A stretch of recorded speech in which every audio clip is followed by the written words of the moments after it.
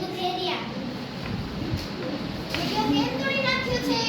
એમાં બેસીને કોણ બોલે છે એ જોવું હતું.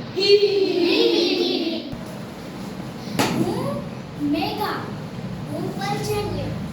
કોની રાહ જોઈ છે? વરસાદની. એણે મને એમ કહ્યું કે એ ચોકડીને આવશે. એનો અર્થ કે તે પાઠ નથી વાંચ્યો.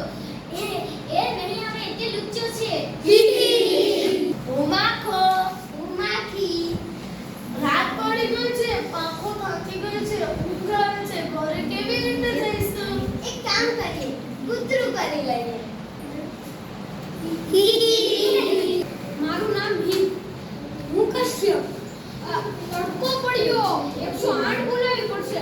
હાય હાય, તે તૂટી ગયું કે આખો રહ્યો? હું શિક્ષક, હું ભગો. આ પક્ષીના પગ જોઈને તેનું નામ કહો. સાહેબ ખબર નથી તો તારા શૂન્યમાં બોલ. તારું નામ શું?